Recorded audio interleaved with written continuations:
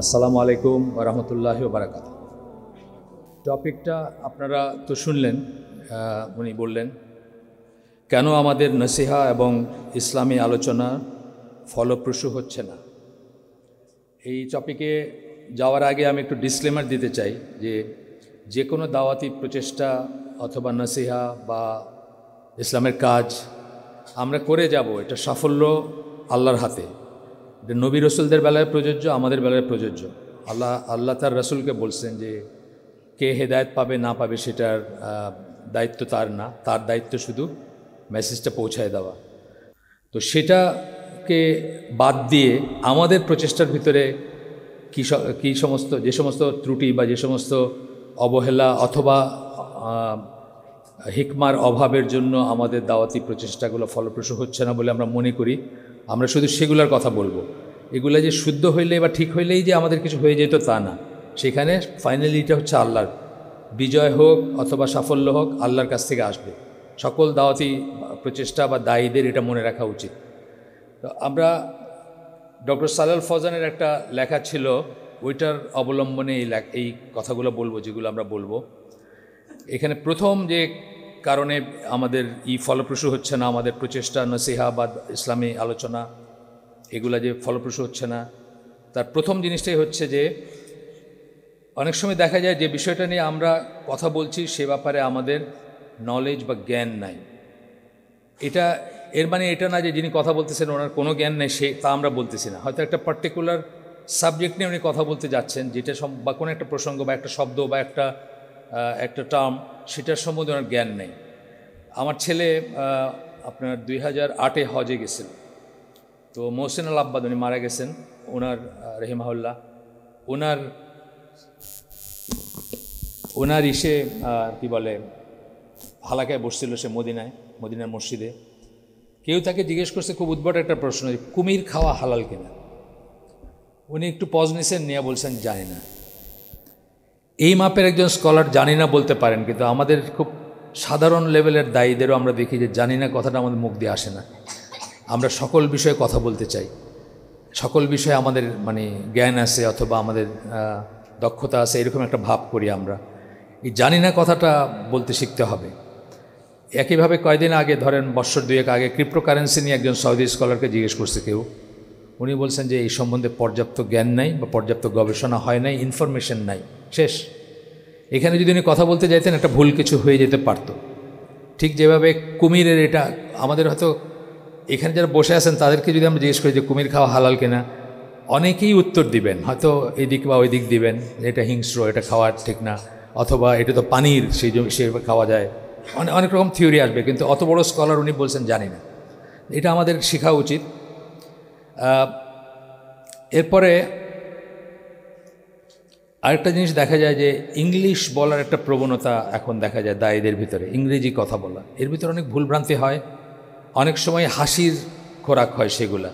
তাতে কি হয়, দাওয়াতি প্রচেষ্টাটা লাইট হয়ে যায়, ওইটার গ্র্যাভিটিটা কমে যায়। যখনই আপনি একটা ইংলিশ ভুল শব্দ বললেন অথবা বলতে গিয়ে একটা গ্রামারে ভুল করলেন বা প্রোনাউন্সিয়েশনে ভুল করলেন, সাথে সাথে কিন্তু বিশেষ করে ইয়াং জেনারেশন, আমাদের দেশের কিন্তু একটা বড় অংশ হচ্ছে ইয়াং মানুষ, যারা অনেক বড় একটা জনসংখ্যা, যারা আমাদের target group in a sense, যে তারাই আগামীর দেশটাকে গড়বে বা আগামীর উম্মার হবে, তারা রক্ষক হবে বা উম্মার দায়িত্ব নেবে তারা। সো সেইখানে আমরা অনেক সময় দেখা যায় একটা এরকম কথা বলতে গিয়ে আমরা জিনিসটাকে একেবারেই হালকা করে ফেলি। একইভাবে ধরেন সমকালীন কিছু ব্যাপার আছে, কিছু সমস্যা আছে, এলজিবিটির ইস্যুগুলা বা অ্যাস্ট্রোফিজিক্স, আকাশ গ্রহ তারা এগুলো নিয়ে যে সমস্ত ফিজিক্স আছে সেটা, এআইয়ের ব্যাপারগুলো, নতুন জিনিস, আর্টিফিশিয়াল ইন্টেলিজেন্স, তারপরে ধরেন স্টেম সেল গবেষণা, এটা একটা নতুন জিনিস না, ক্রিপ্টোকারেন্সি যেমন বললাম, এই জিনিসগুলো নিয়ে একদম নিশ্চিত জ্ঞানের উপরে কথা বলা উচিত। না হলে বলা উচিত যে আমি এটা সম্বন্ধে জানি না বা আমি জেনে পরে কথা বলব। কিন্তু দেখা গেছে আমাদেরই আলেমরা বা দায়ীরা বা আমাদের অনেক শ্রদ্ধাভাজন ব্যক্তিরা কোনো একটা প্রশ্নের উত্তর দিতে গিয়ে এমন একটা কথা বলছেন যেটার জন্য তাদেরকে ফেসবুকে এমনভাবে ট্রল করা হয়েছে, যাদের সামনে আমরা বসি না, বসতে গেলে দুইবার চিন্তা করি, তারা বললে পরে বসি। এই শ্রেণীর আলেমদেরকেও দেখা গেছে ফেসবুকে একদম পচায় ফেলছে, বিকজ উনি মুখ দিয়ে এমন একটা কথা বাইর করেছেন যেটা সাবস্টেন্সিয়াল না, যেটা মানে সত্যাসত্য বিচার করেন নাই, বাট কি বলতেছেন এটা ভেবে দেখেন নাই। এই সমস্ত জিনিসগুলো হয় কি একটা দাওয়াতের, ওই আলেম ধরেন, ওই আলেমের কথা হয়তো, যার কথা বলতেছি যে কোনো একজন, যে কেউ হইতে পারে, এটা মানে তার কথা হয়তো অনেক অনেক দামি কথা, কিন্তু এই একটা ভুলের জন্য বাকি আর কোনো কথাই তার শুনবে না। আজকাল তো এরকমই চলতেছে, ট্রেন্ডগুলো যারা করে, ট্রেন্ড সেট করে যারা, বা ট্রেন্ডিং বলে না, আরও কি বলে, সব ট্রল বলে, আরও কি ভাইরাল হওয়া বলে, ইত্যাদি ইত্যাদি। আমার নিজের ফেসবুক অ্যাকাউন্ট নাই, সুতরাং আমি এটার সঙ্গে খুব বেশি পরিচিত না, কিন্তু আমি বুঝি যে কি হচ্ছে। তো এই ব্যাপারে এই জন্য আমাদের সাবধান হওয়া উচিত।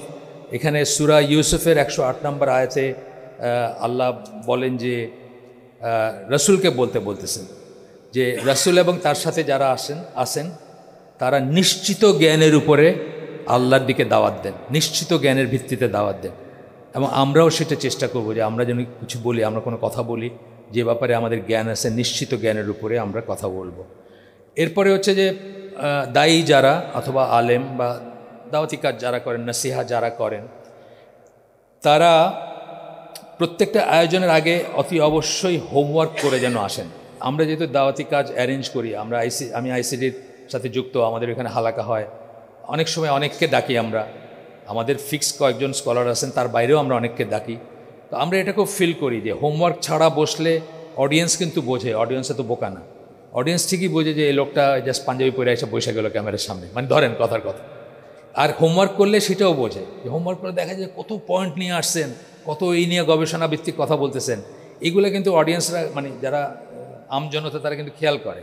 এটা একটা পয়েন্ট যে আমরা যেন হোমওয়ার্ক করে আসি। এবং অনেকেই মনে করেন যে আমি তো একদিনে, মানে এক বছরে 365 দিন, আমি 300 দিনই ইসলাম নিয়ে কথা বলি, তা আমি তো সবই জানি, বা সবই, আমি তো কথা বলার তো কোনো জড়তা নাই। কিন্তু দেখা গেল আমি একটা পার্টিকুলার সাবজেক্ট শুনতে চাইতেছি, সেটার উপর উনি হোমওয়ার্ক করেন নাই, তারপরে এসে ওইখানে বসে ট্যাব বা ল্যাপটপের দিকে তাকায় দেখতেছেন যে কোথায় কী আছে। এটা খুবই ড্যামেজিং দাওয়াতি কাজের জন্য। তারপরে আরেকটা হচ্ছে যে অডিয়েন্সের ল্যাঙ্গুয়েজে কথা বল, আপনি কাদের ভিতর কথা বলতেছেন, এই জিনিসটা খুব ইম্পর্টেন্ট। আপনি যদি নবিশদের ভিতরে একদম নতুন একটা কমিউনিটিতে গেছেন, আপনি অনেক বড় বড় টার্ম ইউজ করলেন, খুব কমন জিনিস, ধরেন ইজতেহাদ খুব কমন একটা টার্ম, যারা জানেন। কিন্তু এমন কমিউনিটি থাকতে পারে যেখানে ইজতেহাদ কথাটা নাই, আধা ঘন্টা 1 ঘন্টা বক্তৃতা শোনার পরে জিজ্ঞেস করলো ইজতেহাদ মানে কি, তো পুরা এইটাই আপনার ভেস্তে গেল আর কি। এইগুলো খেয়াল করার ব্যাপার আছে যে যাদের এখানে যারা টার্গেট গ্রুপ, আজকে এক ধরনের মানুষ আছেন, এখানে আরেকটা জায়গায় আরেক ধরনের মানুষ থাকবেন, তাদের লেভেলে গিয়ে কথা বলা উচিত, যেন সে ওইখান থেকে কিছু নিয়ে বাড়ি যেতে পারে। কিন্তু দেখা গেল ওইখান থেকে আপনি কথা বলতেছেন, কিন্তু সে অ্যাট দ্য এন্ড অফ পুরা বক্তৃতা শেষ হওয়ার পরে জিজ্ঞেস করলো যে আকিদা মানে কি অথবা মানহাজ মানে কি, তাহলে আপনার পুরো আয়োজনটাই অন্যরকম হয়ে গেল। এটা খেয়াল করা উচিত। এবং টার্মিনোলজি যেগুলো বলছি, টার্মগুলো যেন যে লেভেলের মানুষ তাদের মতো হয়। 2 নম্বরটা হচ্ছে দায়ীরা অনেকেই অনেক সময় মানুষকে যে উপদেশ দেন বা মানুষকে যেদিকে আহ্বান করেন ওনারা, সেই অনুযায়ী আমল করেন না, এটা খুব ড্যামেজিং একটা জিনিস। সবচেয়ে বড় দাওয়াতের মাধ্যম হচ্ছে আপনি এক্সাম্পল হওয়া, কিন্তু আপনি নিজে সেই অনুযায়ী কাজ করেন না। যেমন ধরেন কথার কথা আমি বলতেছি না, কাউকে আমি দেখছি একজন দাওয়াতি কাজ করেন, উনি যদি বাহাতে পানি খান ধরেন সবার সামনে, অথবা আরও একটা কিছু, যেমন এই ব্যাপারে আল্লাহ বলেন, কোরআনের 2টা আয়াত আছে এখানে, আমরা জাস্ট সারমর্মটা দেখব। একটা হচ্ছে সূরা হুদের 88 নম্বর আয়াত। এখানে বলতেছেন যে শোয়েব আলাইহিস সালামের কণ্ঠে, মানে তার বর্ণনায়, তার জবানে আল্লাহ বলতেছেন, তার এইটা উদ্ধৃত করছেন আল্লাহ, যে উনি বলতেছেন যে আমি তোমাদেরকে এমন কিছুতে নিষেধ করতে চাই না যেটা আমি নিজে করি। এক্স্যাক্টলি এই জিনিসটা আমি বলতেছি, আমি একটা কিছু নিষেধ করলাম কিন্তু আমি করি, এই জিনিসটা যেন না হয় দায়ীদের ব্যাপারে। বিশেষ করে মানুষ কিন্তু এটা খেয়াল করে, আমি একটা উদাহরণ দিব পরে। আর আরেকটা আয়াত আছে এখানে, সূরা আল আনাম 162-63 নম্বর আয়াত, যেখানে বলো আমার সালাত, আমার কোরবানি, আমার জীবন, আমার মরণ আল্লাহর জন্য, আল্লাহ বলে দিতেছেন, রাসূলকে বলতেছেন। একদম শেষ কথাটা আমি শুধু শেষ কথার জন্য আমি এই আয়াতটা নিয়ে আসছি। সেখানে বলতেছেন যে আমি হচ্ছি প্রথম আত্মসমর্পণকারী, বা আমি হচ্ছি প্রথম মুসলিম। অর্থাৎ আমি যা বলবো এর পরে সেগুলোর কাছে আমি নিজে আত্মসমর্পণ করছি আগে, মানে আমি সেটা করি, সোজা কথা। তো এইখানে আমি 2-1টা ঘটনা বলি যে কীভাবে এটার হয়। একটা হচ্ছে আহ, আপনার আমি একটা প্রোগ্রামে ছিলাম আপনার ডিপ্লোমা ইঞ্জিনিয়ার্স ইনস্টিটিউট ঢাকায়, বড় হল, হল বড়, অনেক মানুষ আছে। তো আমি ছিলাম, আরেকজন আলেম ছিলেন, এই দেশের শ্রেষ্ঠ আলেমদের একজন। এবং আমি খেয়াল করি নাই, মানে প্রোগ্রামটার মাঝখানে চা ব্রেক আছে, ওই সময় একটা লোক এসে আমাকে একটা কিছু জিজ্ঞেস করতেছে। তা আমি বললাম যে আজকে উনি আসেন, আপনি আমাকে কেন জিজ্ঞেস করতেছেন? চট করে সে আমাকে বলল, উনি তো দাড়িতে কলপ দিছে, এই জন্য ওনাকে জিজ্ঞেস করে কি হবে। চিন্তা করছেন, ওই আলেম ডেফিনেটলি দাড়িতে মানে ভুলভাবে কলপ দেন না, ভুলভাবে রং করেন না, উনি ফতোয়া জানেন, ফিক জানেন, নিশ্চয়ই উনি জেনে করছেন যেটা, যে খিতাম বা এই ধরনের কিছু দিয়েছেন, হয়তো একটু বেশি ডার্ক হয়ে গেছে। কিন্তু ওই লোকটা একটা লেমেন, সে আমাকে বলতেছে উনি তো দাড়িতে কলপ দিয়েছেন, উনি তো নিজে যেটা প্রিচ করেন সেটা করেন না, ওনাকে জিজ্ঞেস করে কী হবে। আমি থক হয়ে গেছি একদম, বেশ কয়েক বছর আগের কথা এটা। তো এই জিনিসগুলো ওরা খেয়াল করে, মানে অডিয়েন্স খেয়াল করে, মানুষ খেয়াল করে, বা সাধারণ মানুষ খেয়াল করে, তারা এক্সপেক্ট করে, অনেক বেশি এক্সপেকটেশন থাকে যে উনি দাওয়াত দেন, উনি ইসলামের কথা বলেন, উনি নিশ্চয়ই অনেক সুপিরিয়ারই। তো এইখানে আপনার রাসূল সাল্লাল্লাহু আলাইহি ওয়াসাল্লামকে যখন রাসূল সাল্লাল্লাহু আলাইহি ওয়াসাল্লামের মৃত্যুর পরে আয়েশা রাদিয়াল্লাহু আনহাকে যখন জিজ্ঞেস করা হয়েছে তার চরিত্র সম্বন্ধে, উনি বলছেন তোমরা কি কোরআন পড়ো নাই? তার চরিত্র হচ্ছে কোরআন। মানে এইটা হচ্ছে যে যা প্রিচ করছেন সেটা জীবনে ধারণ করা। আপনি যা কিছু বলতেছেন আমাকে নসিহা করতেছেন, আপনি নিজে ধারণ করছেন, এটা খুব এফেক্টিভ। এটা না হইলে আমাদের বক্তব্যগুলো এফেক্টিভ থাকে না। এরপরে আপনার আরেকটা জিনিস আমি বলি যে আপনারা যেন মানে দায়ী যারা, তাদের কথা এইটা মূলত হচ্ছে দায়ীদের জন্য। তার কারণ হচ্ছে টপিকটাই এরকম যে কেন এইগুলো ব্যর্থ হচ্ছে, আমাদের প্রচেষ্টা কেন ফলপ্রসূ হচ্ছে না বা কম এফেক্টিভ হচ্ছে। আরেকটা পয়েন্ট হচ্ছে যে আমরা অনেক সময় অন্য একজন মানুষকে তার কাজ দিয়ে জাজ করি, তার কাজ দিয়ে বিচার করি। ধরেন এই পাশ দিয়ে কেউ গেল, আমার গায়ে পা লাগাই দিয়ে গেছে, মসজিদে আমি বসে আছি, পাটা একটু জোরেই লাগছে, আমি চট করে কনক্লুড করি লোকটা কত বেয়াদব দেখছো, তাকে তার কাজ দিয়া বিচার করলাম আমি। কিন্তু একই জিনিস যদি আমি করি, তখন আমি মনে করবো যে না, আমার তো ইন্টেনশন ছিল না গায়ে পা দেওয়া, বা আমার নিয়তটা তো খারাপ ছিল না, আমি তো ভালো নিয়তেই গেছি, পাটা লেগে গেছে। তো আমরা সাধারণত কী করি, অন্যদেরকে তাদের কাজ দিয়ে বিচার করি আর নিজেকে বিচার করি নিয়ত দিয়া। এটা উল্টায় দেওয়া উচিত, যে নিজেকেও বিচার করা উচিত কাজ দিয়া, আর অন্যকে চান্স দেওয়া উচিত যে তার নিয়তটা বোধহয় ঠিকই ছিল, সে বোধহয় আসলে এটা মিন করে নাই। তাহলে আমাদের দায়িত্বের ক্ষেত্রটা আরও প্রসারিত হবে। আমরা ইজিলি মানুষের উপর রাগ করব না, বা মানুষকে করব না, সমালোচনা করব না, যে তার ইন্টেনশনটা বোধহয় ভালোই ছিল, পা লাগছে গায়ে, সে বুঝে নাই, সে দেখে নাই। কিন্তু সাধারণত আমরা যেটা ভুল করি, ওকে আমি বিচার করি তার কাজ দিয়া, আর নিজেকে বিচার করি আমার নিয়ত দিয়া। এটা উল্টায় দেওয়া উচিত আর কি। 3 নম্বর পয়েন্ট হচ্ছে দাওয়াতি কাজের পেছনে আমাদের চালিকার শক্তি বা নিয়তটা সঠিক থাকে না অনেক সময়। কেন দাওয়াতি কাজ করতেছে, প্রায় দেখবেন কোনো একটা দাওয়াতি গ্রুপ বা একটা গোষ্ঠী, সে বলতে চায় তার ওইটাই ঠিক, তার বাইরে সব কিছু ভুল, বা তার ভিতর সে আমার এই গোষ্ঠী, মানে আমার এই সংস্থার ভিতর থাকলে সে আমার ভাই, আর নাইলে সে আমার কেউ না, এরকম একটা সেন্স থাকে না। এটা কিন্তু খুব ভুল একটা জিনিস। মানে আমরা যেখানে যে আসি, আমরা যদি সঠিক আকীদা মানহাজের উপর থাকি, তাহলে আমরা সবাই আহলুস সুন্নাহ ওয়াল জামার একজন মেম্বার। সেখানে একটা ভালো কাজ যদি ওকে দেওয়া হয়, সেটাও আমার অ্যাপ্রিসিয়েট করা উচিত। শুধু আমারটাই ভালো বা আমার মাধ্যমে করলেই ভালো, এমন কোনো কথা না। তো নিয়তটা সঠিক থাকে না, শো অফ করা, দেখানো, পপুলারিটি, স্ট্যাটাস, লিডারশিপ, এই জিনিসগুলো অনেক সময় আমাদের অন্তরায় হয়ে দাঁড়ায়, এবং আমরা ওইগুলোর জন্য কাজ করি, এবং নিয়ত সঠিক থাকে না দেখে এটার রেজাল্টও সঠিক হয় না। প্রায় দেখা যায় যে এই জন্য আপনার এটার রেজাল্টটাও সঠিক হচ্ছে না। এখানে 2টা আয়াত আসছে হিসাবে, এই প্রসঙ্গে 2টা আয়াত আছে, আমি একটু জাস্ট একটা হচ্ছে সূরা আল আনাম 90 নম্বর আয়াত। এখানে রাসূল তারা বলতেছেন, আমি তোমার কাছে কোনো চাই না, আজর চাই না। এখানে শব্দটা আজর ইউজ করছেন, কোনো রিটার্ন চাই না, কোনো রেজাল্ট চাই না, কোনো প্রতিদান চাই না। সূরা আল আনাম 90 নম্বর আয়াত। আরেকটা হচ্ছে সূরা হুদ, সেটার 29 নম্বর আয়াত। একই কথা, একই রকমের কথা, যে আমি তোমার কাছে কোনো ওয়েলথ চাই না, কোনো সম্পদ চাই না। আমি যে অ্যাডমনিশ করতেছি, আমি যে নসিহা করতেছি, এই জন্য কিছু বিনিময়ে কিছু চাই না, কোনো সম্পদ চাই না। অনেক সময় দেখা যায় আমাদের দাওয়াতি কাজ, নসিহা, ওয়াজ মাহফিল ইত্যাদির পিছনে এই ফ্যাক্টরগুলো থাকে। টাকা পয়সাও থাকে, পপুলারিটি থাকে, আরেকজনকে ঘায়েল করা থাকে, আরেকজন হচ্ছে বড় করা নিজেকে থাকে। এই জন্য আমাদের এগুলো কাজে লাগে না। তো এই আরেকটা জিনিস হচ্ছে যে আমরা যেন কোনো হিডেন এজেন্ডা নিয়ে দাওয়াতি কাজ না করি বা নসিহা না করি বা ইসলামের আলোচনা না করি। হিডেন এজেন্ডা মানে আমার একটা মত আছে, ধরেন এই ব্যাপারটা নিয়ে দুই সাইডেই মত আছে, কোনো একটা ব্যাপার দুই সাইডেই মত আছে, এটাও ঠিক ওইটাও ঠিক, এরকম কথাবার্তা আছে। আমি যেটা বিশ্বাস করি সেটা প্রোপাগেট করার জন্য আমি সমস্ত দলিলপত্রকে টুইস্ট করে ওই দিকে নিয়ে গেলাম মানুষকে। এই ধরনের যেন এজেন্ডা না থাকে। আমার এজেন্ডা যেন থাকে দায়ী ইলাল্লাহ বলি না আমি, কেবলমাত্র আল্লাহর জন্য হয় এবং কেবলমাত্র আল্লাহর দিকে হয়, এটা যেন আমার নিয়ত থাকে। এরপরে হচ্ছে যে ওই টুইস্ট করার একটা উদাহরণ দিচ্ছি। বাংলাদেশি হাদিসের বইতে দেখবেন কুকুরের মতো হাত রেখে সালাত আদায় করা নিষেধ, ব্র্যাকেটে পুরুষের, মানে মেয়েদেরটা ঠিক আছে। এখানে কিন্তু অরিজিনাল হাদিসে মেয়ে বা পুরুষের কোনো কথা নেই।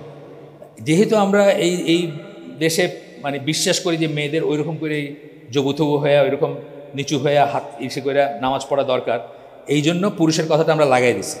এটা একটা উদাহরণ, যে যেমন টুইস্ট করা যেটাকে বললাম আমি, যে বিকৃত করা একটা কিছুকে। এটা একটু চিন্তা করা উচিত যে আমরা যেন কথার মারপেচ, কথার ভিতরে করে আপনার নানা রকমের ফন্দি করে যেন অন্যকে ঘায়েল করার জন্য এজেন্ডা নিয়ে যেন কাজ না করি, যেন এটা খালিস নিয়তে শুধু আল্লাহর জন্য হয়, শুধু আল্লাহর জন্য এবং শুধুমাত্র আল্লাহর দিকে দাওয়াতের জন্য হয়। এরপরটা হচ্ছে গুরুত্ব অনুযায়ী অগ্রাধিকার ঠিক করা। গুরুত্ব অনুযায়ী অগ্রাধিকার ঠিক করা। দাওয়াতি কাজ যারা করতে গেছেন, নাসিহা বা ইসলামী আলোচনা, এক একটা কমিউনিটিতে হয়তো এক একটা জিনিসের গুরুত্ব বেশি।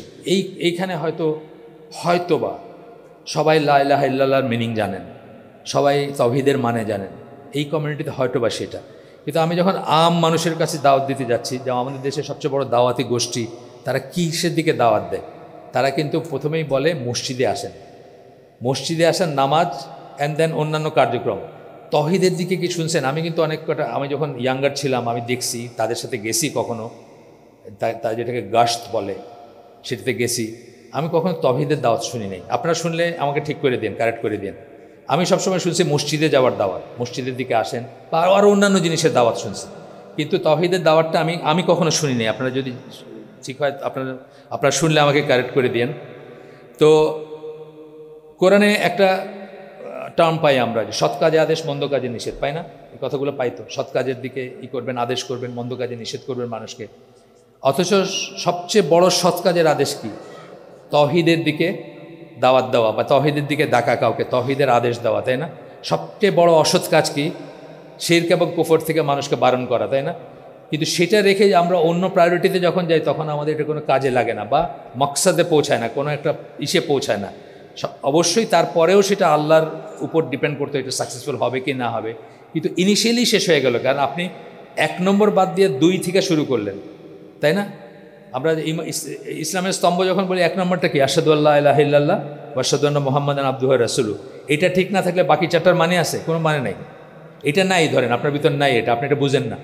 বাকি 4টা আপনি খুব সুন্দর করে করতেছেন, হইল কিছু? হইল না। তো এই জন্য প্রায়োরিটিতে ভুল হয়ে যায়। এটা আমরা খেয়াল করব যে আমাদের জন্য এরকম প্রায়োরিটিতে ভুল না হয়। এখানেও আরও 2টা আয়াতের আছে, আপনার রেফারেন্স আছে এখানে। তো প্রথমটা হচ্ছে সূরা নাহল 36 নম্বর আয়াত, যে প্রত্যেক জাতির কাছে যে রাসূল পাঠানো হয়েছে প্রত্যেক জাতির কাছে রাসূল, তাদেরকে অর্ডার করা হয়েছে যে তারা কেবলমাত্র আল্লাহর ইবাদত করবে, তাকেই মান্য করবে, এবং তাদের ইবাদতকে আল্লাহর জন্য, পিওরলি আল্লাহর জন্য হবে, এবং তারা তাগুতকে অস্বীকার করবে। তাগুত কথার মানে কি? প্রাথমিক মানে। তাগুতের 5টা মিনিং বলেন স্কলাররা। প্রথম মানেটাকে আল্লাহ ছাড়া আর যা কিছুর ইবাদত করা হয়, এখানে সেটাই বোঝানো হয়েছে, যে আল্লাহ ছাড়া আর যা কিছুর ইবাদত করা হয়। আরেকটা আছে সূরা আম্বিয়া 25 নম্বর আয়াত, একই ধরনের কথা, যে আল্লাহ এমন কোনো রসুল পাঠান নাই যাকে এই আদেশ দেন নাই যে কারো, মানে আল্লাহ ছাড়ার কারো ইবাদতে পাওয়ার যোগ্য আর কেউ নাই, এই আদেশ দেন নাই, বা এই কথাটা বলেন নাই। তারপরে বলতেছেন যে সুতরাং তোমাদের ইবাদতকে পিওরলি আল্লাহর জন্য নির্ধারণ করো। এই আয়াতটা সূরা আম্বিয়ার আপনার 25 নম্বর আয়াত। আচ্ছা, আপনারা জানেন যে মুয়াজ বিন জাবালকে যখন ইয়েমেনে পাঠানো হয়েছিল দাওয়াতের কাজের, আহলে কিতাবদের ভিতর বা দাওয়াতি কাজের জন্য, তাকেও কিন্তু আল্লাহ রসুল এটা বলে দিয়েছিলেন যে প্রথমে লা ইলাহা ইল্লাল্লাহর দাওয়াত দিতে, যদি তারা মানে তারপরে স্টেপ বাই স্টেপ যাইতে। আমাদেরও সেটা হওয়া উচিত, আমরা যেন এই প্রায়োরিটিতে ভুল না করি। ইনশাল্লাহ আমাদের এখানে যারা আছেন তাদের ভুল করার কথা না, কিন্তু এরকম ভুল করে মানুষ, অনেক অন্যান্য জিনিস নিয়ে কথা বলতেছে। মানে ওয়াজগুলো আমাদের যেগুলো হয়, ওয়াজগুলো শুনে দেখেন কত টাকা, কত পয়সা, কত সময়, না কত মানুষ হয়। মানে সিলেটে এবার একটা শুনলাম, মানে মানুষের মানে কত লক্ষ মানুষের সেটা নিয়ে হিসাব চলতেছে, মোবাইলে নাকি কয় লক্ষ পকেটমার হয়েছে এখানে শুনলাম। মানে এত বড় আয়োজন ছিল, কিন্তু সেই আয়োজনের কথাগুলো কি এই লাইনে আসে কি না, এটা আমাদের চিন্তার ব্যাপার আছে। এরপরে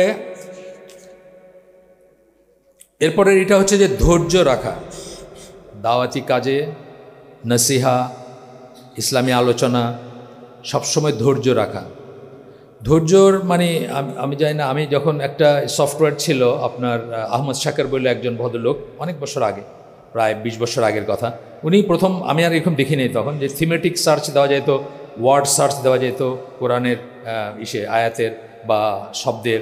তো তখন ওইখানে আমি ধৈর্যটা মানে পেশেন্স দিয়ে সার্চ দিলে 69 বার আসছে শুধু প্রাইমারি মিনিংটা, পেশেন্স, পেশেন্টলি, এরকম।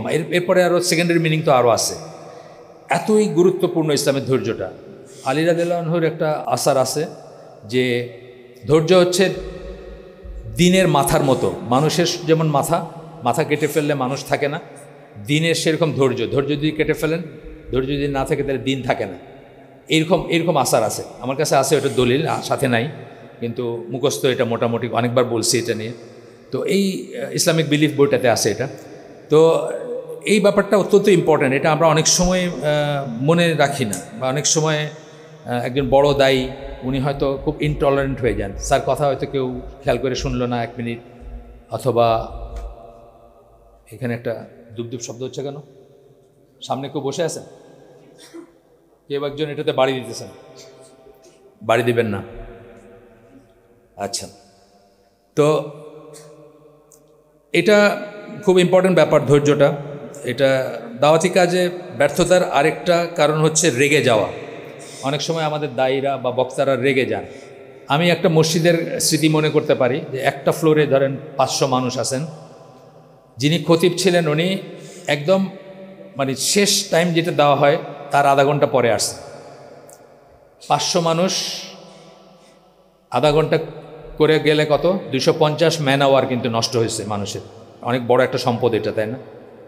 মানুষ বসে আছে, উনি আসার পরে কেউ বোধহয় একটু আওয়াজ তুলছে যে দেরি হয়ে গেল আজকে, এটা প্রচণ্ড রেগে গেলেন উনি আমার সামনে, প্রচণ্ড রেগে গেলেন, বললেন আমরা কি করে আসি আপনারা জানেন, এই জ্যাম, এটা পার হয়ে যায়নি, একবার সরিও বললেন না। আপনারা কি মনে করেন যে এটা ঠিক আছে? আমি তো মনে করি নিঃশর্ত ক্ষমা চাওয়াতে, আমার কি অজুহাত আছে এটা পরের কথা। আমার গাড়ির টায়ার পাঞ্চার হয়েছে, আমার রাস্তায় জ্যাম ছিল, এগুলো জানিয়েই আমি অ্যাসাইনমেন্ট নিছি যে আমি এতটার সময় হাজির হব এখানে। 500 মানুষ বসে আছে, আমার মাফ চাওয়া উচিত ছিল সবার কাছে প্রথমেই। 1 মুহূর্তে মানুষ মাফ করে দিত তাকে। উনি যদি চাইতেন যে আমি চেষ্টা করেও পারি না, মাফ করে দিন, উনি উল্টা রেগে গেলেন। রেগে গিয়া পুরা মানুষগুলো চুপ হয়ে গেল। এবং এই যে দুর্বিনীত ভাবটা দেখলাম ওনার, এটার জন্য কিন্তু ওনার কথা মানুষ সেকেন্ড টাইম চিন্তা করবে, বা ওনার কথাগুলো মানুষের কানে নাও যাইতে পারে কখনো, তাই না? এগুলো চিন্তা করা উচিত। তো এখানেও আপনার একই রকমভাবে 2টা আয়াত আছে, আমরা একটু জাস্ট আয়াতের রেফারেন্সটা দিব, আর কিছু না। প্রথমটা হচ্ছে সূরা আল আনাম 10 নম্বর আয়াত, যেখানে বলতেছেন আল্লাহ রসুলকে আল্লাহ বলতেছেন যে তোমার আগেও নবীদেরকে বিদ্রোপ করা হয়েছে, ঠাট্টা করা হয়েছে। ঠাট্টা বিদ্রোপ করতো না আমাদের নবীকে? করতো। আল্লাহ তাকে কি বলতেছেন? আল্লাহ তাকে ধৈর্য ধরার সবক দিচ্ছেন এখানে, যে উদাহরণ দিচ্ছেন যে তোমার আগেও মানুষকে এভাবে মক করা হয়েছে বা এভাবে বিদ্রোপ করা হয়েছে। আরেকটা আয়াত হচ্ছে সূরা আল আনাম 34 নম্বর আয়াত, একই ধরনের কথা, যে তোমার আগেও রাসূলদেরকে অস্বীকার করা হয়েছে, কিন্তু তারা ধৈর্য সহকারে সেটা বা পারসিভিয়ারেন্স, অধ্যবসায় সহকারে সেটাকে মোকাবেলা করছে, এবং তারা যে কষ্ট পাইছে সেটাকে গ্রহণ করছে যতক্ষণ না আল্লাহর নুসরা বা সাহায্য আসছে ততক্ষণ পর্যন্ত। এটা হচ্ছে এটা সারমর্ম এই আয়াতের। তো সেটা আমরা মনে রাখবো। আমরা যখন দাওয়াতি কাজ করতে যাই আমরা চিন্তা করব, প্রথম কথা হচ্ছে মানুষগুলোকে আমরা সম্মানের চোখে দেখব, গরু ছাগল দেখব না, গরু ছাগল হিসাবে। কারণ ওই যে 500 মানুষকে বসায় রেখে যিনি রাগ করছেন উনি মানুষকে মানে একটা হিউম্যানিটির ইউনিট হিসাবে দেখেন না, উনি নিজেকে অনেক বড় মনে করেন না, মানুষকে গরু ছাগল মনে করেন। এটা মনে করা উচিত না, এটা দাওয়াতি কাজ ড্যামেজ করে দেয় আমাকে। এরপর একটা হচ্ছে উত্তম আচরণ করতে না পারা, কিছুটা আগেরটার আসছে, আগেরটার অবশ্য ধৈর্য ছিল, পরটা আসছে উত্তম আচরণ করতে না পারা। উত্তম আচরণ, এই ডক্টর সাইফুল্লাহ কয়েকদিন আগেই একটা আমাদের আইসিডির একটা হালাকার সে বললেন যে আপনি যে ইসলামকে ধারণ করবেন সে পাত্রটাকে আগে রেডি করতে হবে, আচরণ শিখতে হবে আগে। আচরণ হচ্ছে সেই পাত্রটা, আপনার হলুক বা আখলাক যাই বলি, অ্যান্ড দেন আপনি সেটাতে ধারণ করবেন ইসলাম, তখন আপনার দাওয়াতি কাজ বলেন বা অন্য কাজগুলো ফলপ্রসূ হবে। আর যদি আপনার উত্তম চরিত্র না হয়, উত্তম আচরণ না হয়, ব্যবহার না হয়, হ্যাঁ, আপনার যদি এটিকেট ম্যানার, এগুলো ম্যানার যেটাকে আমরা বলি, এটা যদি সুন্দর না হয়, তাইলে কিন্তু আপনার দাওয়াতি কাজ, অনেক ভালো কথাও কিন্তু আপনার মানুষের ভিতরে কোনো এফেক্ট ফেলবে না। তো এখানে তো আমরা জানি রাসূল সাল্লাল্লাহু আলাইহি ওয়াসাল্লামকে আল্লাহ কী বলছেন, একাধিক আয়াত আমরা এখানেই করব। সূরা আলে ইমরানের 159, সূরা কালাম 4 নম্বর আয়াত এবং সূরা আহজাবের 33 নম্বর সূরা 21 নম্বর আয়াত। এই প্রত্যেকটা জায়গায় আল্লাহকে, আল্লাহ রাসূলের আচরণ এবং চরিত্রকে প্রশংসা করছেন, আমাদের জন্য আদর্শ বলছেন। মানে কতটুকু আপনি চিন্তা করেন যে মসজিদের ভিতর বেদুইন পেশাব করে দিছে, তাকেও কিন্তু তিরস্কার করতে দেন নাই। সাহাবীরা চাইছেন তিরস্কার করতে, কিন্তু আল্লাহ রাসূল দেন নাই। এই উদাহরণটা যেমন ধরেন উত্তম আচরণের ব্যাপারে যেটা বলতেছি আমরা। ফেরাউনের কাছে যখন মুসা আলাইহিস সালাম গেছেন, আল্লাহ তাকে সফটভাবে কথা বলতে বলছেন, নরমভাবে কথা বলতে বলছেন, সুন্দর করে কথা বলতে বলছেন। সূরা তাহা 44 নম্বর আয়াতে আল্লাহ বলতেছেন যে সুন্দর করে কথা বলবা ওর সাথে। আল্লাহ জানেন তার ডিভাইন উইজডমে যে ফেরাউনের হেদায়েত হবে না, তথাপি বলছেন, সুন্দর করে কথা বলতে বলছেন। নবীর ভদ্র আচরণ এবং উন্নত চরিত্রের প্রশংসা করছেন, বা একাধিক যেগুলো আমি যে আয়াতগুলো বললাম, আমি হয়তো একটা দুইটা একটু চট করে দেখে দিতে পারি আপনাদের জন্য, যে মানে জাস্ট বক্তব্যটা কী ছিল সেটা। একটা হচ্ছে সূরা আলে ইমরান 159 নম্বর আয়াত, যেখানে বলতেছেন যে আল্লাহর করুণায়, আল্লাহর দয়ায় তুমি ভদ্রোচিত ব্যবহার করছো, বা জেন্টলনেস, কাইন্ডনেস ছিল তোমার ব্যবহারের ভিতরে তাদের সাথে। তুমি যদি সিভিয়ার বা হার্শ হইতা, তুমি যদি কঠোর হইতা, তারা তোমাকে ছেড়ে চলে যেত, তোমার কাছে পালায় যেত। এটা যদি নবীর বেলায় প্রযোজ্য হয়, আমাদের বেলায় আরও বেশি, তাই না? নবীর কাছে তো অকাট্য প্রমাণ ছিল, কোরআন ছিল, হ্যাঁ, দলিল ছিল, তারপরেও তাকে বলতেছেন যে তুমি আল্লাহর রহমতে তুমি খুব সুন্দর ব্যবহার করছো তাদের সাথে সুন্দর করে কথা বলছো, বা তাদের সাথে জেন্টল মানে ভদ্র আচরণ করছো। যদি তুমি হার্শ হইতা, তাহলে তারা তোমাকে ছেড়ে চলে যেত।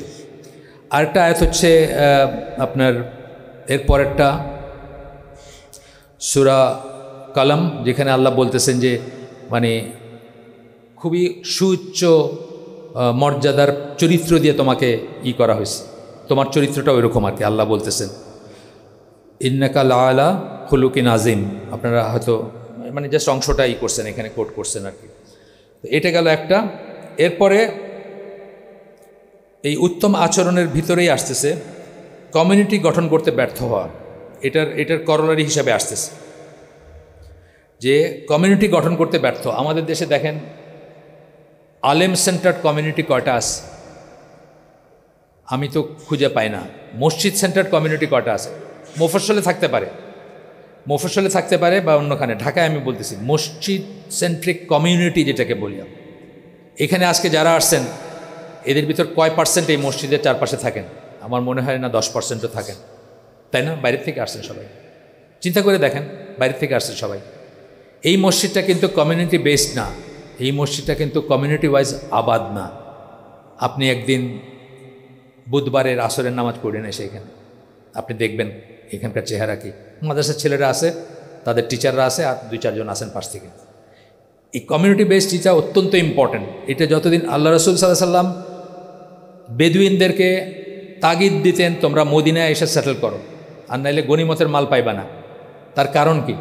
কারণ হচ্ছে যে কমিউনিটির ভিতরে থাকলে আপনার চরিত্রে যে পরিবর্তনটা আসবে, আপনার বিহেভিয়ারে যে পরিবর্তন আসবে, আপনার দিনের যে জ্ঞান হবে বা দিনের প্র্যাকটিস যেটা হবে, আপনি যখন আপনার অন্য বেদুইন কমিউনিটিতে আসেন, মানে তাদের হয়তো সবাই মুসলিমও না, বা কেউ মুসলিম কেউ না, আপনার উপর বা ওদের লাইফস্টাইলটা খুব হার্শ, বেদুইনদের জীবনযাত্রাটা খুব কঠোর, খুব চাষাছোলা আর কি।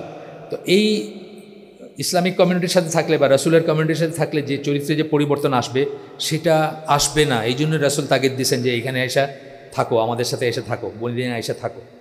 এই সেম জিনিস এখানে মসজিদগুলো হওয়া উচিত ছিল আইডিয়ালি। আমি বলতেছি না যে আমি কারোর দোষ ধরতেছি না, আপনি আমাকে বলতেই পারেন যে আপনি করে দেখালেন না কেন। না, আমি পারি না এখনও মসজিদ বানাইতে, ইনশাল্লাহ যদি আল্লাহ দেন চেষ্টা করব, আমরা করতেছি একটা চেষ্টা, আপনারা জানেন। তো কমিউনিটি গঠন করা, যেই জায়গায় আলেম বেসড অ্যান্ড মসজিদ বেসড, মানে আলেম হবেন মসজিদের একজন আলেম থাকবেন, রেসিডেন্ট আলেম। আমি অনেক বছর ধরে এই কথাটা বলে আসছি যে রেসিডেন্ট আলেম থাকবেন, সেই আলেম ওই মসজিদকে আবাদ করবেন, তার চারিদিকে একটা কমিউনিটি থাকবে, তারা জানাজা হোক, বিয়া হোক, তালাক হোক, যে কোনো মাসলা, যে কোনো ইসে তার কাছে ছুটে আসবে, উনি একজন রেসিডেন্ট আলেম হবেন। এই আইডিয়াটা আমার আসছিল, আমি একবার ডারবান গেছিলাম সাউথ আফ্রিকা, তখন আহমেদ দিদার বেঁচে আছেন। তা আমি তার সাথে দেখা করতে চাইছিলাম, এই মর্মে আমি একটা মুসলিম ট্যাক্সি ড্রাইভারের ট্যাক্সিতে উঠছি, উনি বলেন না উনি তো এখানে, উনি সৌদি আরব আছেন, ওনার হার্টে কি মানে স্ট্রোক হয়েছে বা কিছু হয়েছে, ওনাকে সৌদি আরব গেছেন, ওইখান থেকে বোধহয় চিকিৎসা হবে বা কিছু হবে। তো তখন আমি বললাম ঠিক আছে, আমি চলেন ওনার অফিসটা, মসজিদটা দেখে যাই। গিয়ে দেখলাম যে মসজিদ নববীর স্টাইলে আর কি, চারিদিকে আপনার কমিউনিটি, যদিও মসজিদ নববীর সাথে এটা তুলনা করা যায় না। আর ওনার অফিসটা অ্যাক্রস দ্য স্ট্রিট, রাস্তার ওই পাশে অফিসটা, আর মসজিদের চারিদিকে হচ্ছে মানে একটা কমিউনিটি, মানে একটা দেশের ভিতর দেশ বলতে পারেন। এইভাবেই কিন্তু আমাদের সার্ভাইভ করতে হবে, কমিউনিটিবদ্ধ হইলে আমরা সার্ভাইভ করতে পারবো। আর একলা একলা কোথায় আসেন, কোথায় থাকতেছেন, এটা কিন্তু ওই ইটা বেয়ার করে না, ওই রেজাল্টটা আসে না। আমরা ছোট্ট করে দেখতেছি মসজিদ বেস যদিও করতে পারি নাই, আমাদের স্কুল বেস একটা কমিউনিটি আছে।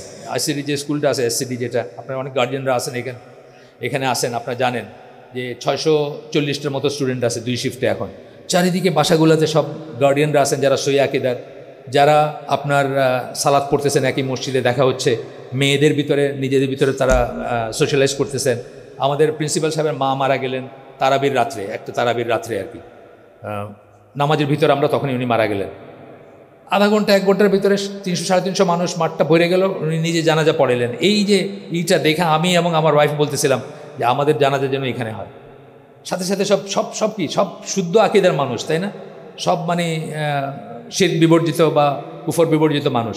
সুতরাং আমি তো আশা করব যে এইসব মানুষ আমাকে জানাজা পড়ুক, আমাকে সমাহিত করুক।